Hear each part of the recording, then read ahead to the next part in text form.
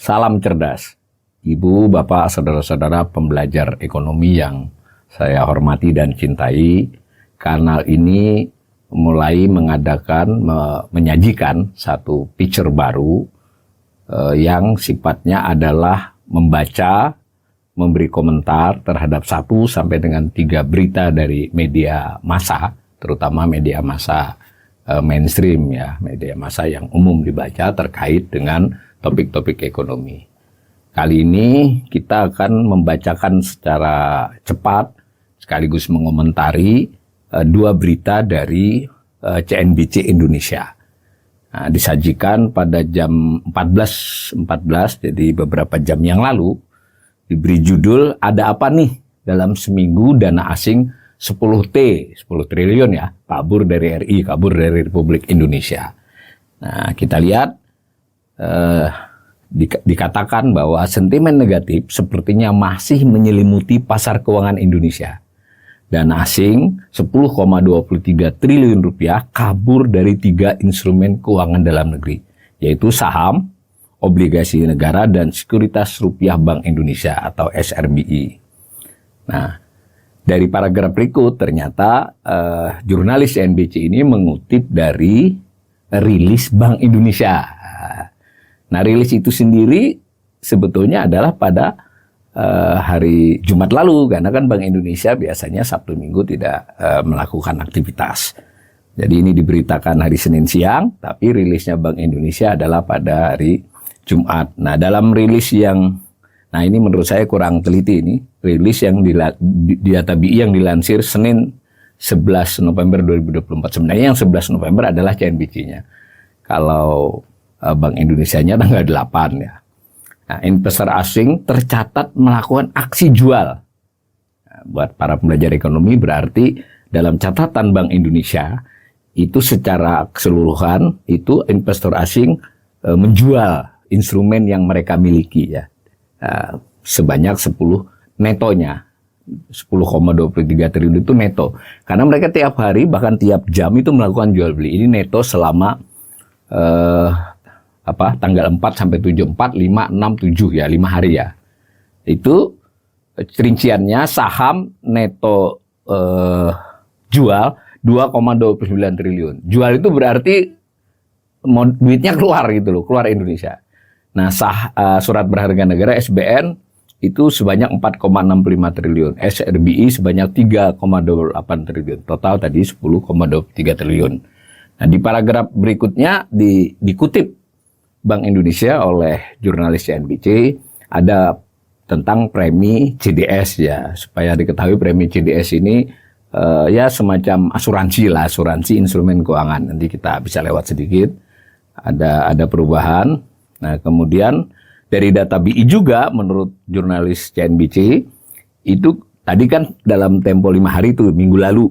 Kemudian ada CNBC memberitakan mengutip BI ada informasi tentang dari tanggal 1 Januari sampai dengan tanggal 4 November.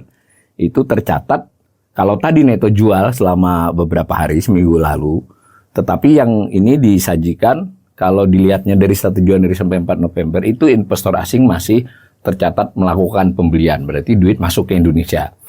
Bersih 38,51 triliun di saham, 38,86 triliun rupiah di SBN, surat berharga negara, dan 192,99 triliun di instrumen SRBI. Dia kutip juga tentang informasi kalau sepanjang semester 1 saja, berarti sampai dengan 30 Juni. Nah, kurang lebih begitu beritanya. Nah, mari kita lihat aslinya sih bagaimana rilisnya. Nah, rilisnya begini.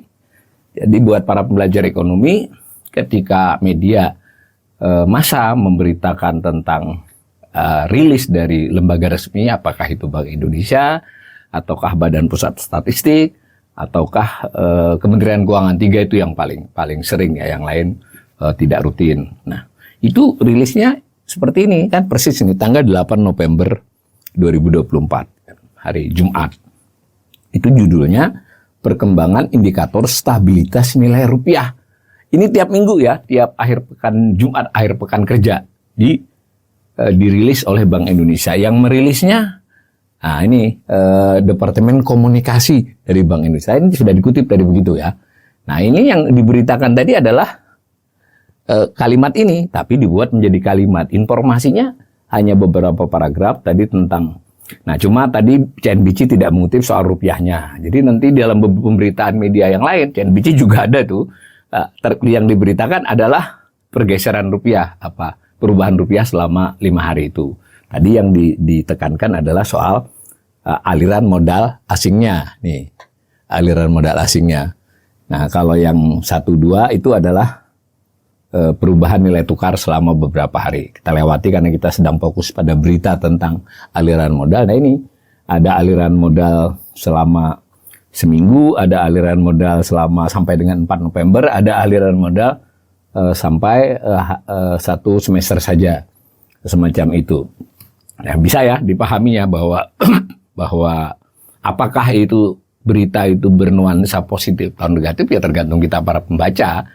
Kalau pembelajar ekonomi sebaiknya melihat angka-angkanya secara persis. Itu berita CNBC tadi mengutip ini. Nah, CNBC juga mengutip data yang sama, tetapi meminta komentar ahli. Ahli itu bisa pakar ekonomi, bisa pelaku, ya semacam itu. Dia beritakan. Nah, judulnya begini. Jadi beda kan? Ini saya ulangi ya. Yang pertama tadi disebutnya adalah ada apa nih dalam seminggu dana asing kabur 10 triliun dari RI. Jam 2.14 menit. Sebelumnya, beberapa 2 jam sebelumnya, jam 12.25, hari ini juga, judulnya investor berbondong-bondong beli surat asing utang RI, ini penyebabnya. Kalau kita hanya baca judul tanpa baca berita, ini gimana kok bisa berlawanan? Yang satu memberitakan duit keluar, yang ini berbondong-bondong berarti masuk. Nah, ternyata kalau kita baca beritanya, fokusnya yang tadi adalah fokus dalam seminggu yang di-highlight, meskipun ada info tentang 1 semester dan sampai dengan 4 November, tapi yang di-highlight adalah kondisi 1 minggu. Sedangkan berita ini dia meng-highlight kondisi sampai 4 November, dari 1 Januari. Nah kan tadi, ini instrumen investasi portofolio di Indonesia masih terus diminati oleh investor asing. Data Bank Indonesia untuk periode Januari sampai dengan 4 November, investor asing beli neto 38,8 triliun di pasar SBN dan 192,99 triliun di SRBI ya. Sebetulnya ada yang di saham ini, cuman karena dia memfokuskan investasi portofolio, ya dia tidak tulis nih. Padahal ada satu lagi saham. Nah benar seperti saya katakan tadi, dia minta komentar dari ekonom Division Head Treasury Business. Jadi itu bidang di PT Bank Rakyat Indonesia, Persero kan, ada namanya, dikutip kira-kira minta pendapat dia kenapa jadi begitu. Kata ahli ini, ahli dalam konteks dia adalah orang bank, itu menjelaskan daya tarik instrumen portofolio Indonesia saat ini masih terletak pada tingginya imbal hasil atau yield dari instrumen itu. Ini penting ya. Jadi kenapa selama berapa bulan itu, 10 bulan lebih beberapa hari itu masuk. Itu menurut Itang Rusdinar ini yang diberitakan oleh CNBC, itu karena kita memberikan imbal hasil, yield.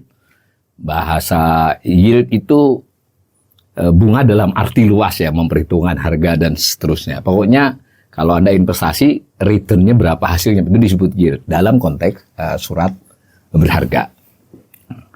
Nah, salah satu indikatornya, ini dari Pak Itang ini tadi ditekankan lagi, tidak hanya yield yang kelihatan nominal, angka nominal berapa persisnya, tetapi real yield. Real yield itu berarti yield yang terhitung dikurangi dengan tingkat inflasi. Ya, meskipun kita sudah mendengar berita deflasi itu kan hanya 5 bulan secara month to month, bulan ke bulan. Tapi kalau dari 1 Januari sampai November dan dibandingkan tahun sebelumnya, Indonesia tetap inflasi. Menurut perhitungannya narasumber ini, inflasinya di kisaran 1,7%. Nah, sementara yield SBN itu masih rata-rata yang 10 tahun benchmark. Ini juga kita harus belajar. SBN itu kan macam-macam tuh. Yang benchmark, siapa yang sebut benchmark? Itu disebutkan oleh Kementerian Keuangan, ada semacam SK ya, keterangan yang benchmark itu tolok ukur lah. Berapa macam, itu rata-rata 6,75%. Jadi yield imbal hasil buat investor itu 6,75 dikurangi 1,7 menurut pendapatnya Pak Itang ini, tapi itu umum, para pengamat suka menggunakan itu. Maka ada 4,32%. Nah itu tinggi gitu loh. Itu berarti realnya kita dapat 4% lah, 4% bahkan lebih tuh. Nah lebih tinggi dari, sebagai perbandingan menurut narasumber, itu lebih tinggi dari US Treasury Note yang 4,32%. US Treasury Note-nya SBN-nya Amerika ya, sederhananya begitu. Ya kan, 6,75 sama 4,32 berarti kan menarik lah kira-kira begitu. Nah, bahkan kalau dibandingkan dengan rata-rata di ASEAN, kita masih lebih tinggi. Nah, kita sudah, dicontohkan oleh narasumber, Singapura itu cuma 1% real yield-nya. Itu yang menurut narasumber ini merupakan daya tarik sehingga selama 10 bulan berjalan di tahun 2024 ini, modal asing cenderung masuk di investasi portofolio yang tadi bukan dicontohkan ya, dirinci oleh berita Bank Indonesia maupun oleh CNBC. Itu satu saham berarti ya dia bisa swasta apa surat saham perusahaan ya. Yang kedua adalah surat berharga negara. Yang ketiga adalah SRBI. Saham dan surat SBN ini umum ya, mungkin kita sudah relatif paham. Yang SRBI ini agak sering kurang diketahui. Nah, SRBI ini maaf, kita SB nanti kita jelaskan sedikit. Tapi digali lagi dari narasumber oleh jurnalis ini, saya kira ini berita cukup bisa membuat kita punya gambaran ya, paling tidak dari versi Pak Itang ini dijelaskan selain tadi perbedaan yield, perbedaan real yield, lalu juga dia kaitkan juga kalau misalnya invest langsung dalam dolar itu berapa dan seterusnya. Pokoknya dengan hitungan-hitungan begitu masih menarik. Nah, salah satu informasi yang disampaikan tadi 6,5 untuk berapa? 6,75 untuk SBN. Nah, untuk SRB itu 7% rata-rata tentu ya. Semua itu fluktuasi ya dari hari ke hari. Berarti SRB ini memberikan yield yang tertinggi. Nah, kurang lebih begitu. Nah, kalau kita mau lebih lanjut mempelajari, tentu kita nanti cari di mesin pencari apa itu SRBI. Bisa juga langsung ke web Bank Indonesia, tapi saya sarankan lihat dulu di mesin pencari, nanti dipilih sumber yang paling lebih kredibel, bisa di Bank Indonesia. Tadi saya sempatkan ngeliatin contoh, kita ketik SRBI, ada penjelasan SRBI di IDN Times, jadi jurnal juga, media juga ini. Nah, itu disebutkan bahwa SRB itu namanya sertifikat rupiah Bank Indonesia. Itu mulai dikenal tahun 2023. Nah, ini panjang ceritanya, tapi karena kita tidak ingin membacakan yang ini, cuma untuk menekankan berita ini tadi. SRBI itu pada dasarnya adalah surat utangnya Bank Indonesia. Jadi kalau SBN, surat berharga adalah surat utangnya pemerintah. Siapapun pemegang SBN tersebut, berarti pemerintah berutang kepada dia. SBN macam-macam, kita suatu ketika nanti kita akan bahas. Nah, ini kita highlight SRB. SRB itu berarti orang yang pegang SRB, termasuk asing tadi ya, karena asing suka masuk di sini. Itu berarti BI berutang kepada dia. Nah, si BI sendiri mengeluarkan SRB, ada underlying itu jaminan lah gitu ya. Apa underlying asetnya? Underlyingnya SRB itu adalah SBN. Nanti kita akan di kanal ini akan bahas ini lebih lanjut. Nah, tapi sekurang-kurangnya dari cara saya bercerita ini, inilah salah satu yang diberitakan oleh media massa dari waktu ke waktu, bersumber dari berita Bank Indonesia rilis. Kalau kita mau lihat harian, kita bisa melihat beberapa media yang kadang live, maka di Google juga ada bagaimana nilai yield SBN, yield saham dan seterusnya. Nah, mudah-mudahan kita bisa kritis dalam arti kita baca berita, kita lihat sumbernya. Kalau dia mengutip para pakar, kita coba cari lagi apakah ada pakar lain berpendapat yang berbeda. Kalau kita kurang paham dengan beberapa istilah, kita pelajari istilah tersebut. Dengan demikian perlahan-lahan kita para pembelajar ekonomi makin mengerti soal seluk-beluk hal-hal teknis ini. Nanti ujungnya kita akan memahaminya dalam konteks perekonomian secara makro. Semoga bermanfaat.